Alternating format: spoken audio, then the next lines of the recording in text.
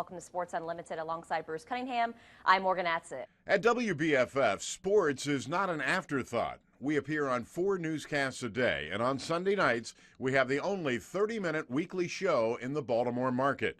We're kind of bucking a trend. Stations across the country are de-emphasizing or even dropping sports altogether.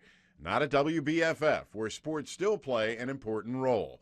That was brought into sharp focus when the Baltimore Ravens began a playoff run that included a victory over the Indianapolis Colts. If it wasn't for my team, it was for my city. Words spoken by Ray Lewis after today's playoff win against the Colts. This was not his picture-perfect final season because of injury, but Lewis said he couldn't have scripted a better way to go out in front of his fans in Baltimore. The run continued with a heart-stopping overtime victory over the Broncos in Denver, a game played in single-degree temperatures. What is it like to be a part of this kind of game? I think you'll take it away later and realize the magnitude of it. Yes, ma'am. I think this was probably one of the craziest games I've ever been a part of, but I think, just period, to be a part of this thing is just truly a blessing. So for me, I'm tired right now, and that's the consequence of playing it. You're going to get banged up, you're going to get tired, things are going to happen. But I think, we know and understand what we signed up for, and we're moving forward. But like I said, this is a game. This is, 1% of the people play this game, So this is a small fraternity, and us men, we've come together, we've gathered, we've played together, and we're having fun together. Then on to Foxborough, where the Ravens took on the Patriots in the AFC Championship and advanced to their second Super Bowl in 13 years. Morgan, the Baltimore Ravens are heading to the Super Bowl. Can you believe it?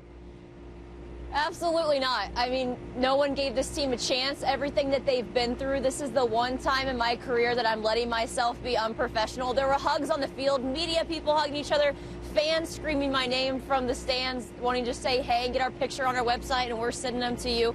And of course, the players. Ray Lewis got down on one knee at midfield, said a prayer at his teammates. You could tell he was getting choked up. Ed Reed in the locker room, you can definitely tell he had tears in his eyes, because this is a team that everybody doubted. No one thought they would ever get this far except the teammates themselves. And take a look at this. Let me bring this in. Stole this hat. I'm going to put this bad baby on, because the Ravens will be facing the 49ers in Super Bowl 47 in New Orleans, the home of Jacoby Jones. And right immediately when the game ended, I caught up with starter Paul Kruger on this remarkable how this year is very different from last year. I can't say enough. I mean, this team has gone through so much. For us to be at this point, it means so much. Then on to New Orleans, Super Bowl 47. WBFF was in place a week before the game. The idea was to give Baltimore a taste of the Big Easy. Everybody's friendly in a different kind of way, but this place, I could stop and talk to the meter lady right here. Hey, how you doing? Meter man. How's it going? Great. Super Bowl Sunday finally arrived, and the Ravens jumped out to an early lead and then waited out a power failure in the Superdome and held off a furious 49er comeback to win the Super Bowl. The Super Bowl belongs to Baltimore. Let's go to Bruce Cunningham, who is on the field with Courtney Upshaw. Bruce. Ravens linebacker Courtney Upshaw, congratulations. You're the world champions, man. How does that sound? Sounds good, man. For it to be my first year and win a Super Bowl, man, that's great. Gotta thank a lot of people for helping me reach this, this place that I'm at. Defensive back Darius Webb, you got to be on top of the world right now. Oh, I'm on top, man. It feels so great, man. The confetti falling. Oh, it feels great. Oh, man, I can't even explain. It's awesome. We are standing with Morgan Cox, the long snapper of the Baltimore Ravens. You were on the field for the final play. What did that feel like? It was awesome. I mean, the culmination of defense, having that stand right there at the end, offense making big plays, and us, hitting field goals. I mean, just a team effort. I mean, if there's ever been one, what an amazing ride this has been. I can't even, all the stuff that we've gone through as a team, we've stuck together, and here we are. As you might imagine, the victory made the region lose its collective mind. Just 2 days later, over 300,000 fans jammed both the streets of Baltimore and M&T Bank Stadium to celebrate the World Championship. And the Ravens' greatest hero, Ray Lewis, ended his career on the highest possible note. I love you, Baltimore. Baltimore, forever my city. I love you. The final chapter of the Super Bowl story came later in the year when the Ravens made the obligatory trip to the White House to meet the nation's #1 fan. It was a Hall of Fame reunion. The Baltimore Ravens.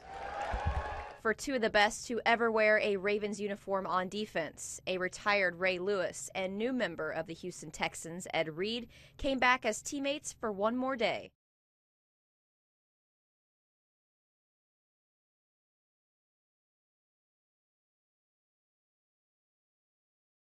You can't think about Baltimore without thinking of Ray Lewis and Ed Reed, two of the greatest defenders who ever played the game. Hall of Fame trainer Shug McGaughey has waited 25 years to get back to the Preakness and will look for his first win in the second leg of the Triple Crown on Saturday with the favorite Orb. As winter turned to spring, Baltimore's attention turned, as it always does, to the horses. The city's Pimlico racetrack is home to the Preakness Stakes, the second jewel of racing's Triple Crown. This year, Kentucky Derby winner Orb was soundly defeated by Oxbow, who went off at 15-1, sending a lot of bettors home happy. Oxbow down to the 16th pole in front. It's my lucky day to the outside. Tries to catch him late, but it's Oxbow and Gary Stevens to win the Preakness. Our other springtime obsession here is, of course, the Orioles, especially after their unexpected appearance in the playoffs in 2012. Interest was high as they went through spring training in Sarasota. And then beautiful Camden Yards was packed for opening day, and our coverage was extensive. Welcome to Sports Unlimited. I'm Morgan Atzett, live on Utah Street for the Orioles home opener with the Twins. And unfortunately, it only took the first series in 3 games for the injury bug to hit a starter. Brian Roberts is now on the 15-day DL. Last night, he slid into second base head first and hurt his right hamstring. In midsummer, Baltimore got its first member of the Pro Football Hall of Fame in over 20 years when Jonathan Ogden, the Ravens' first ever draft pick, took his place among the game's immortals in Canton, Ohio. I am so very proud to have been the Baltimore Ravens' first ever draft choice, and I am so humbled to be the Baltimore Ravens' first ever Hall of Fame inductee. And while there is lingering resentment in this area over the move of the Cleveland Browns to Baltimore 17 years ago, Ogden made a point to honor Art Modell. I'm going to thank Mr. Art Modell.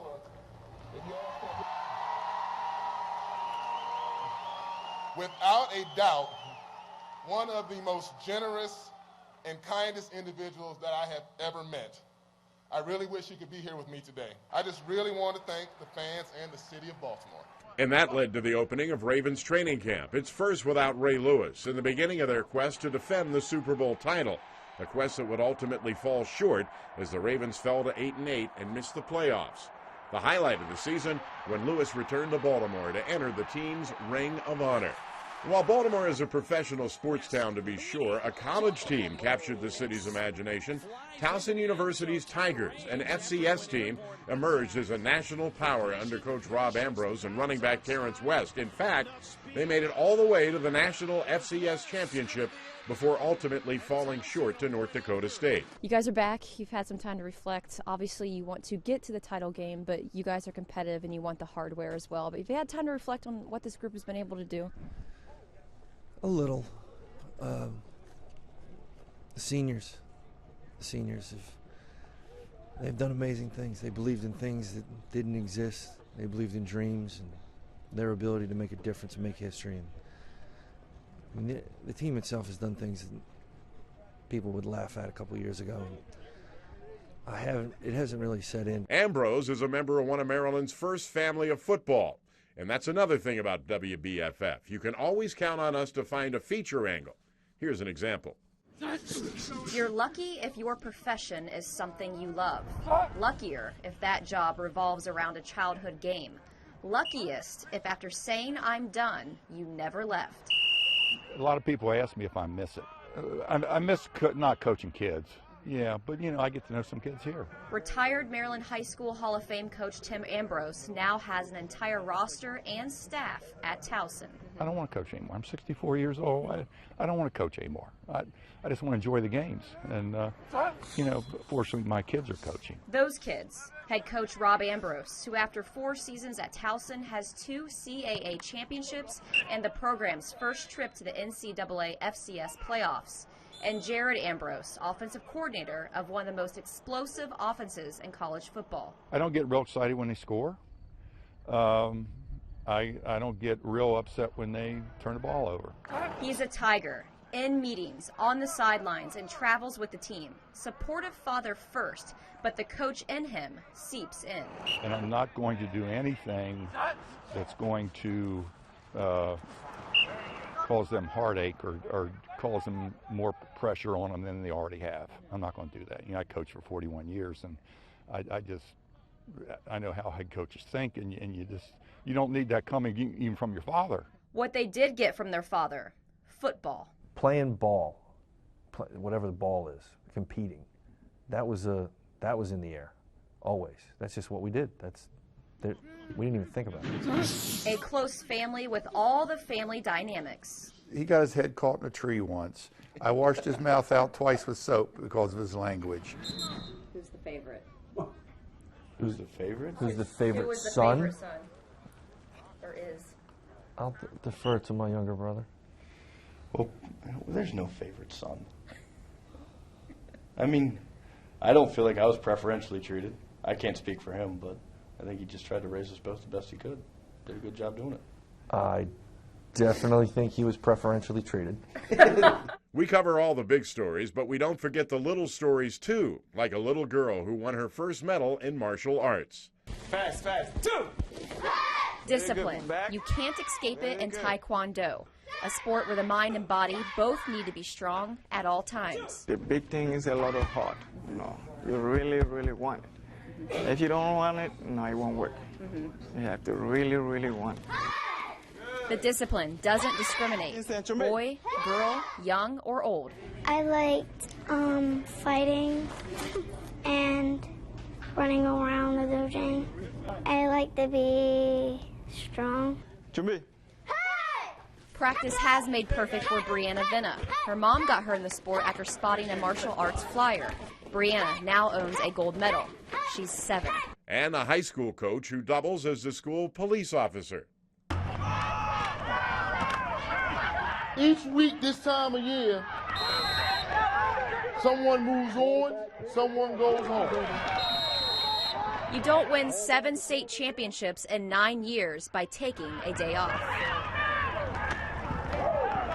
Stop waiting, all right? Coaching is a full-time job. Fools! For high school coaches, it's a second job. Their first isn't on the field. 8 a.m., you got intake, got to do intake. So you do periodic hall walks. Then we got cafeteria duty. Lauren Smith's 9 to 5 is at Dunbar High School. Not as Coach Smith, but Officer Smith. Smith is a school cop. They think that, football is my full-time job. But I let them know, I said, no, this blue uniform is what really pays my mortgage. Being a cop was never really the plan for Coach Smith. He always wanted to coach, and he was here at Dunbar doing that, as well as working in the school as a hall monitor. And then the school and city approached him with a job opportunity, so he headed to the police academy and took the training. Got sent to the police academy, and then, I got so happy to be lucky to be based at the school that I coach football at. And then there's our Prep Player of the Week award, for 21 years honoring the area's best high school athletes. Stars like Carmelo Anthony and Michael Phelps have been past recipients. At WBFF, we're given time and resources to do our best work. We consider ourselves a throwback in that regard, and that's a responsibility we don't take lightly. That's all for Sports Unlimited. For Morgan Atson, I'm Bruce Cunningham. Thanks so much for staying up with us. Have a great morning.